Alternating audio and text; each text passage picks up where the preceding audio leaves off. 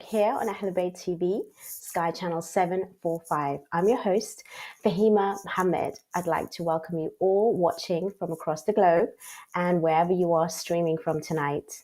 We are here discussing social issues, and we have another topic with an amazing guest tonight, which I would firstly like to introduce. With me, we have Robert Carter. Assalamu alaikum, Robert. How are you?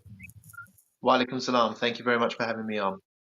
No, I feel so honored to have you sitting with me today. I know you're very busy, and to actually have you with us is an absolute pleasure. We have a very important topic, and I think you're the best person to deal with this as well.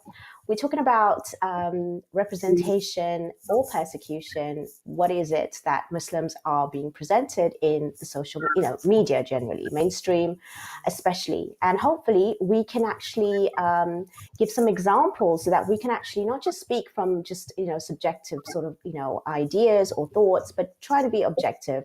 And as you know, I'll question you regardless if it's my opinion, so that we can get all voices out there and you can actually be clear about what is actually in the media and how are Muslims really represented today. I just want to remind the viewers, this is a live call-in show. If you do want to speak to myself and inshallah the Syed joining us later, as well as Robert Carter for today, please do call in on the number below and we should be able to speak to you. It'd be great to hear some of your voices tonight. So firstly, when I came to you with this topic, Robert, you did sort of say that you're quite passionate about it. You are a journalist and you do report in Britain as well as the Middle East and across other areas of the globe. And you are in the front line, you are in the forefront of reporting, you are definitely around. I just want to quickly, Assalamu alaikum, Syed, how are you? Assalamu alaikum, how are you? Very well, thank you so much for joining us.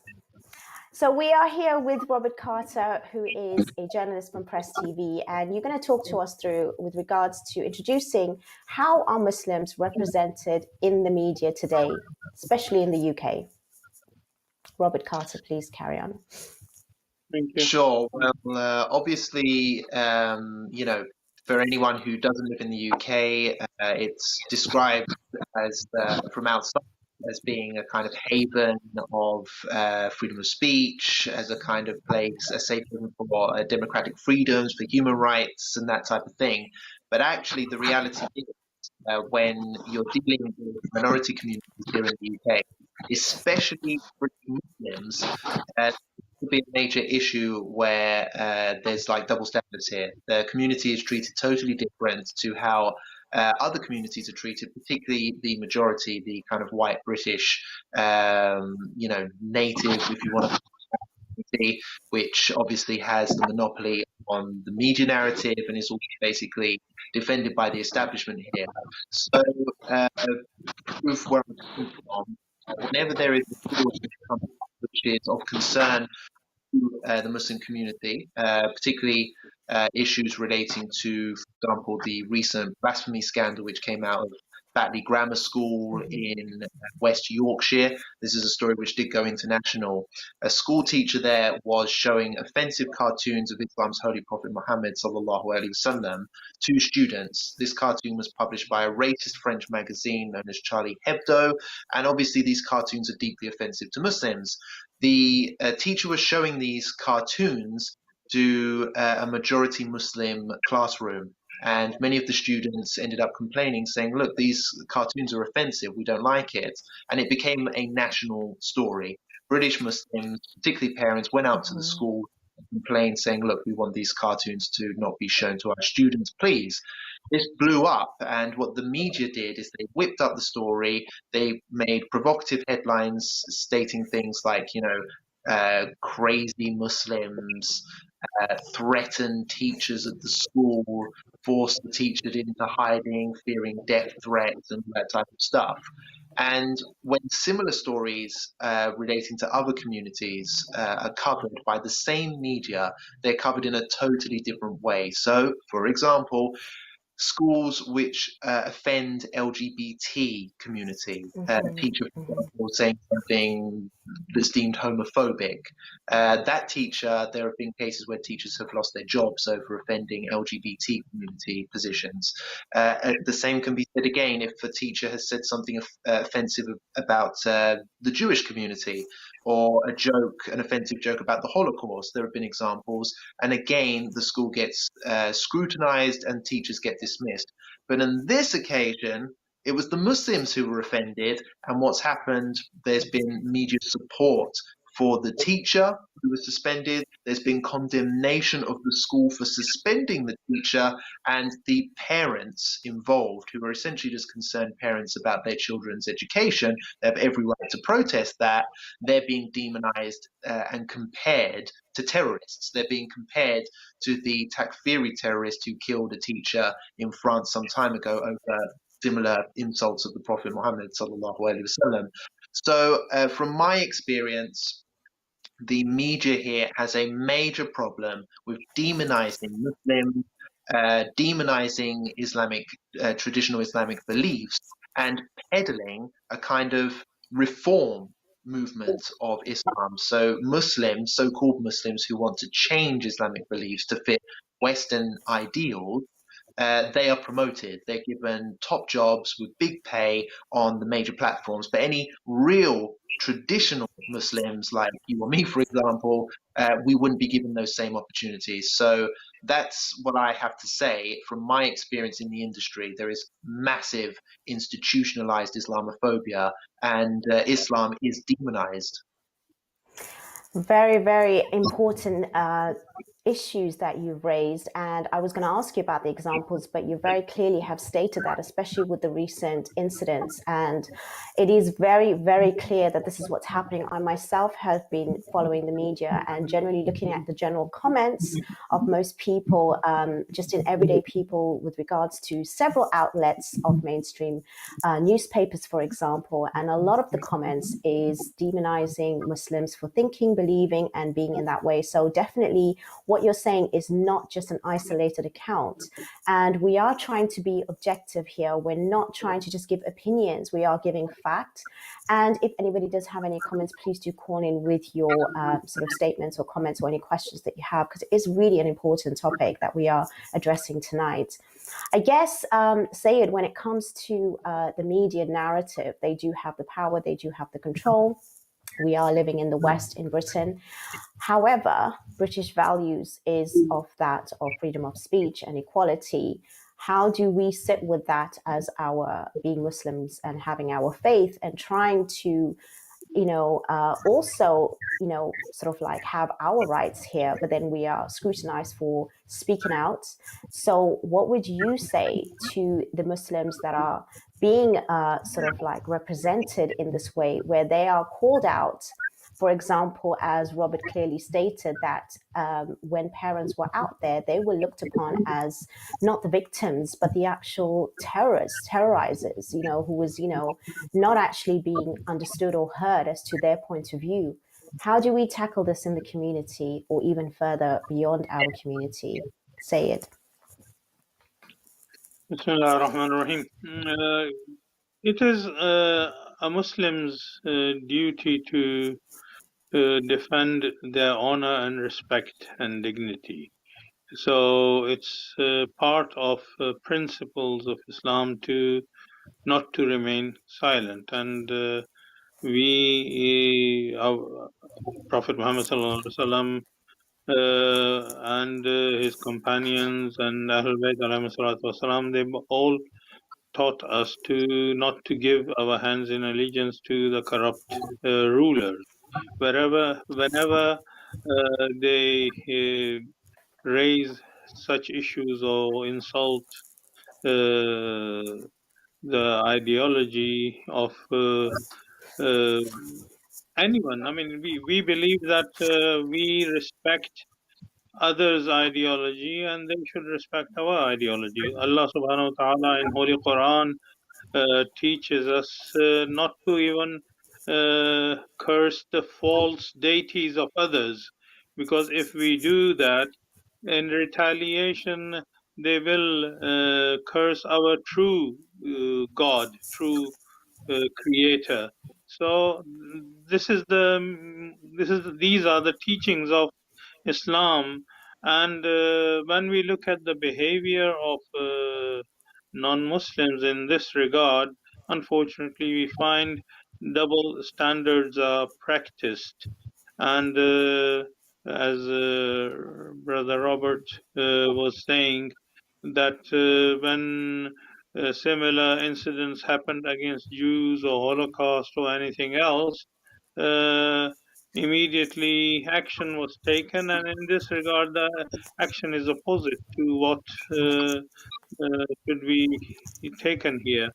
Freedom of speech does not mean to insult someone else. Freedom of speech does not mean to disrespect the values of others. We have to coexist, and this is what Islam teaches us: live and let others live in peace. But Islam also teaches us that if you do not respect the standards in our regard, we know how to respond. Although we as Muslims always teach and encourage our followers not to take law in our hands, but there are legal ways and there are other ways that we can express our opinion through media, social media, or press, or any other means that we have at our hands. Definitely. And there is a wide scope on social media. As much as the mainstream is out there and most people do see it on a daily basis, I think people are moving towards social media where there are different platforms. But I do find that even that we are kind of censored as well and stopped when certain things are said out of line, which I'm sure, Robert, you can go into detail about that too. On the other hand, when Syed mentioned that, outsiders are saying this, but what about the ones that are even Muslims representing in councils and parliament that are actually even, not actually, on our side, not actually being, sort of voicing what we would like to hear to represent Muslims, even though they are so-called Muslims. So how do we tackle this? Because like you said, unless the narrative is being sort of like translated in the way in which, the overall media would like it to hear, and even if you're coming on there as a Muslim, then you're speaking in the same terms. How do we overcome something like this? And how do we, go past this situation? Because it seems like it's a never-ending cycle, and we just, constantly being pushed to one side. And again, we are being seen in a way that we're not actually shown the true representation, even when the Muslims are given those kinds of platforms to actually, speak out. Yes, you make some valid points. The fact of the matter is that, and I've said this before, Muslims do need to make an effort to support their own community initiatives a lot more. We shouldn't rely on mainstream circles to support us or to provide us a platform, because they're just not interested in doing so. So, for example, I would love to see more Muslims watching and taking the time to view platforms like this one, because obviously they can hear true Muslim voices on here, as opposed to on mainstream BBC platforms, for example, or talk radio, which have been attacking Muslims on a regular basis. But also, I think we've got to be clear here. When you see Muslims succeed in Western circles, like take for example British Muslim MPs, in order for them to get to that position, they usually have to compromise on their traditional Islamic values, because if they maintained their views, they wouldn't get to that level. So time and again, we see these so-called Western Muslim politicians or community activists or heroes, they're being applauded for their stance on, say, tackling Islamophobia, which anyone can do easily. That's the kind of open goal. But when you hear Muslims complaining about how, LGBT classes are being forced on Muslim majority schools, for example, that is something which many Muslim parents in this country are very, very concerned about, because they're worried that their children are being indoctrinated away from traditional Islamic values, which they're being taught at home. No British Muslim MP will dare touch that topic, because they're worried of the backlash they'll get from LGBT or same-sex lobby groups, from Western liberal press, which of course looks upon LGBT rights favourably. So you can't turn to British MPs, especially Muslim MPs, to support you in this. And again, moving away from that, what about the Palestinian issue, for example, or anti-imperialist issues which affect Muslim countries like Iran or Yemen? It's very rare for British Muslim MPs to actually make a real meaningful stand on this, because again, it's too controversial, it's too hot for them to touch, and they don't see it as worth their while. So again, this point has to be emphasized. We as Muslims have to invest in ourselves, we have to invest in our own communities, and I think we have to be very clear against any group or organization, mainstream group or organization, which they might have a better platform, a better reach, but then they're also compromising. We cannot allow or tolerate our views, our religion to compromise on its belief system at all, because where will that lead? That will lead down the slippery slope, which means that we're basically eventually going to end up being non-Muslim, and that's something which you can see from those who have gone down that path. To succeed in Western society, in mainstream circles, they're basically doing things which Islam forbids. So that's something which we've got to fight against. That's very true, but I want to switch things up a little bit, because as I'm hearing you speak, I can hear the voices on the opposing side, regardless of them being Muslim even, surprisingly, I've heard personally, as well as outsiders that are saying, well, we are in a Muslim country, not Muslim country, we are in a Western country in the UK, and if you were to go to a Muslim country, you follow the law of the land there, and there's so many things that you're not allowed to do. Their politics, and it's very restrictive, and everybody has to adhere to it. And we are in this country and we have to sort of follow. And on the other hand, do you not think that it's also economics, it's marketing, it's politics to a certain extent, to be a bit controversial, to say certain things, even working on different platforms and media? I know some of the titles on my previous shows on different channels, they're there just to cause controversy in order to gain that kind of viewing and the viewers, as well as, people's interest. So there is a marketing ploy behind it. Again, it all does come down to business as well. And I'm not saying that's an excuse. I'm obviously always playing devil's advocate here and giving you sort of questions that people are not here to speak on. So I'm trying to be as unbiased as possible, and hopefully allowing those people that are, not here to speak, even on the opposing side. Then what would you say to that? Because at the end of the day, as much as we are here, and a lot of Muslims actually do feel grateful for the fact that there is freedom of speech. They can actually speak. It's just that, our values and our religious beliefs and values should be our own. So what do you say to that? I'll come to you first, Robert. Yeah, sure. Quickly to answer some of the points you mentioned. Firstly, it's a massive misconception that Muslims are trying to come here and change Britain. This idea of creeping Sharia is peddled by the media and has been for a very long time, but it's not true. The majority of issues that cause Muslims to go out into the streets and start causing a fuss is usually when something is encroaching on them, is trying to force them to change. It's some kind of outside aggression, let's say, or element that's trying to impede on their rights as British citizens to have freedom of religious belief. Take, for example, what happened in Batley Grammar School. Teachers were showing and going up to students, Muslim students, and showing offensive cartoons to them for no reason. There were many ways they could teach the concept of blasphemy from a historical perspective without having to show an insulting cartoon which insults Muslims only continuously, and constantly showing a classroom of Muslim students. They didn't have to do that. And that's why the parents reacted, because their children were being offended by a cartoon from a racist magazine, which they had no right to do. You take, for example, the protest that happened in Birmingham about a year ago. It was the anti-LGBT lessons that took place. That was a big story at the time. Anyone can Google it to remind themselves.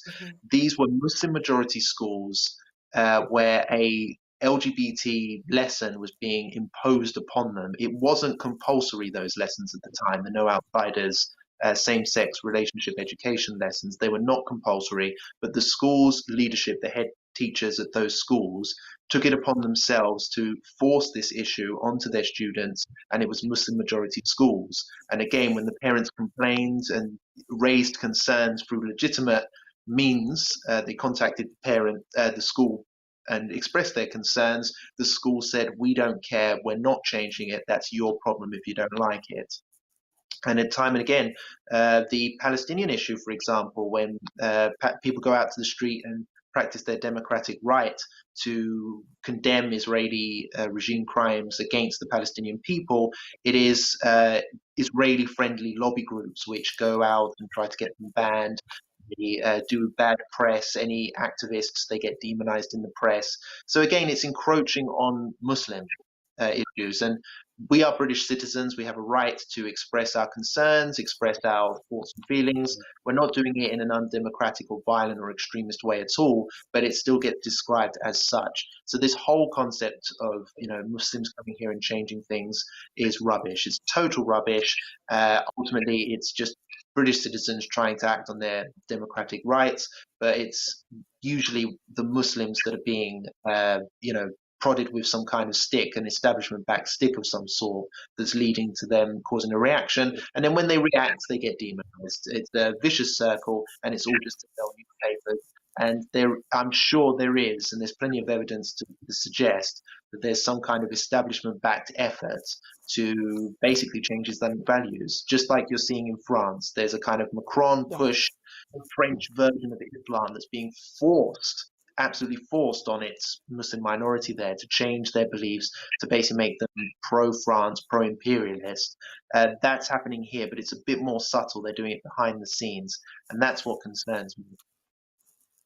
Yeah, no, absolutely. And I'm glad I asked you that question, because I don't think we have enough people that are questioning to the right people to give the correct answers. And that's why I put it across on the show.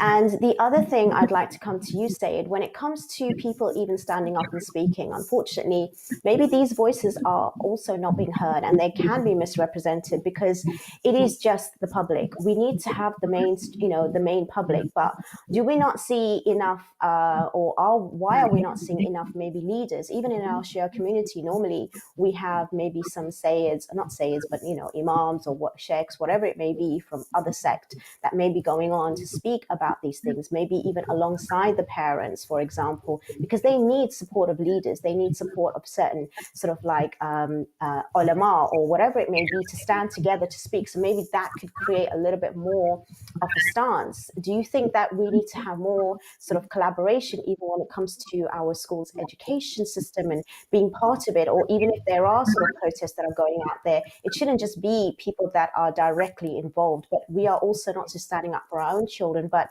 it should be just the Muslim children or just children in general.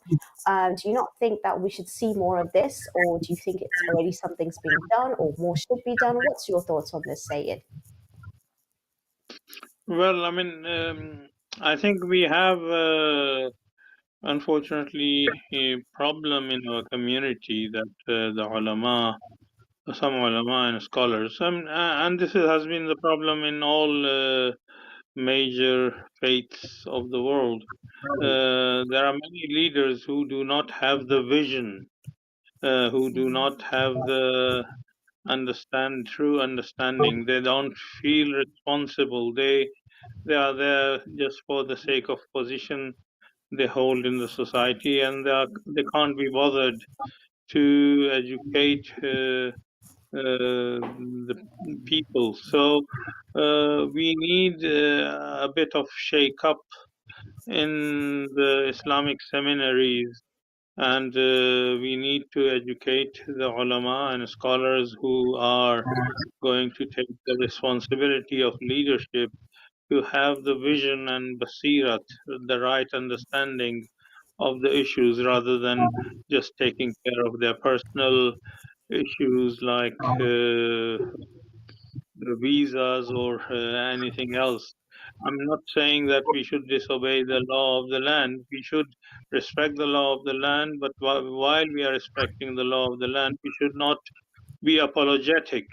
The ulama, if the ulama are apologetic, they are giving the wrong message to the people. We should learn from Imam Hussain, Imam Ali ibn Abi Talib. Some people give example of Imam Hassan that he signed a peace treaty, but they don't look at how did he sign the peace treaty, and he did not compromise Islamic values. He did not compromise his position, and all the promises were taken, although the promises were not fulfilled. But even in signing the treaty, Imam Hassan ibn Mustafa kept his upper hand and did not give in to the corrupt rulers' demand. Ulema with us in a proper way, so they have also the understanding, and then ulama and the community members can be together and work together and defend Islamic values in a very respectable manner. Absolutely. And just to say that if we are speaking up, and especially if it's the ulama, it doesn't necessarily have to be being apologetic. Standing up also means that you're actually just trying to support your fellow brother or sister who is also speaking. And Robert, what would you like to see when it comes to support from the community, and where would you like to see it more? Because I think that we do give ourselves excuses saying, well, we don't need to really defend ourselves. We do believe, but a lot of people out there, they don't really understand us. They don't understand our faith. They have no ideas. So we do need to have more conversation and discussion. We do need to have more sort of like not integration as in mixing, but actually, you know, being seen and being heard. But then even if you were to go to one place, where would that one place be to represent the Muslims? Where is that one leadership or one sort of community based where there's someone there that you can call upon to say, let's stand together, or this person? I mean, the Muslim community on a whole, generally from whichever background, country, or wherever it is, they have some highly professional status around. But again, it's for their own benefit. But if we were to come together, we could be just as powerful and strong, and we could actually make a stance where people will listen to us, and it wouldn't just be looked upon as only parents. So we also looked upon as like, you know, social workers, doctors, lawyers, people that are in positions that are like yourself even, and the Syed that are standing up and speaking. And eventually it will not be ignored. Eventually it cannot be ignored. And then even people like yourselves and who are speaking, they cannot really contradict as to say that you're being, you know, unreasonable or whatever, because you have got that status and professionalism. And that does make a difference. But we're not seeing that. We're seeing all of these people, but they're very much dispersed. So what would you like to see, and how do you think we could take this forward? Because I guess, you know, we've highlighted the problems. Let's see what are the practical issues, especially for our youth, especially for the up and coming generation right now. Because, you know, enough's enough. We've had enough of these stories, and we've lived here for, you know, at least, you know, 2-3 generations. And there should be a change, especially in our Muslim community, in order for us to move forward in the correct manner. What's your thoughts, Robert? Well, I think that there are ways in which we can come together as a community which don't involve us necessarily getting behind one particular individual, one particular, let's say, organization. What I'd like to see is a lot more kind of joint collaboration, if you like. Think, like, for example, the Black Lives Matter movement has become like a brand now. It's an international brand. Everyone understands what it's about, and it's kind of an umbrella. They can organize street movements, which bring people together whenever necessary. They have a big online presence, so they have their own social media and things like that. And they're successful to a degree in terms of pressuring and reaching out in media circles and getting the attention on issues that are important to them. And I think when they were pushed too far, when we saw the George Floyd killing in the US, it was kind of a breaking point. And the Black Lives Matter movement became this international force, which was literally the main focus of international attention for weeks. And it even had political repercussions. The Trump regime was put under tremendous pressure for a long period of time. The Islamic Republic of Iran issued a political statement from the Foreign Office supporting the oppressed black minority in the US, for example. So this was like a tremendous success in its own right. Obviously, it didn't solve any problems, but it created a massive wave which threatened the establishment, and it had ripple effects here in the UK and in Europe as well.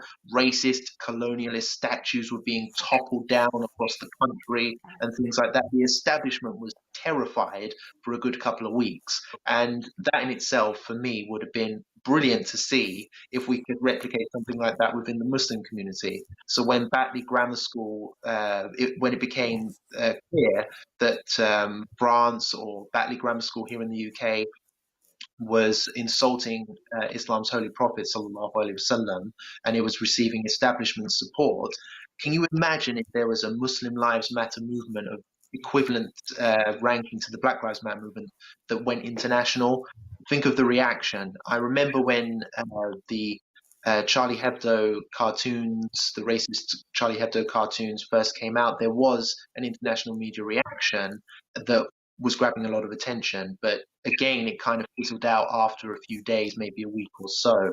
So seeing ways to keep that pressure going, creating brands that everyone understands and has a continuing impact over a longer period of time would be nice. But obviously I know it's difficult because Muslims at the best of times struggle to come together, even on issues that we all agree on, get together in one room. But, you know, we have to try and get past it if we can, because like I say, relying on others to do so, a lot of Muslims living in the West are looking towards left-wing or socialist circles to fit in. But again, when it comes to, say, anti-imperialism or criticism of racism, yeah, we match them on that. Again, the Palestinian cause is very popular with socialist circles. But again, when it comes to defending the honor of our Prophet, peace be upon him, or defending the Quran from criticism, unfair, insulting criticism, which is not justifiable, those left-wing circles that we rely upon as our friends, they won't show up to support us. In fact, they tend to ignore us or indeed support right-wingers against Muslims on these issues because they see Islam as oppressive, for example. So this is what we have to be careful of. Don't just side with lefties because they agree with us on some issues. We have to rely on ourselves, rely on Muslim brothers. And although we've had differences in the past on some issues, I hope that we can get over that, and the new generation, particularly the ones that are very savvy in the online world, can start to create inclusive brands and movements which won't be sectarian, you know, won't be led by old grudges, and we can try and start applying pressure where it's needed without having to put our name to another brand or another movement which doesn't match on all the issues that are a big concern to Muslims.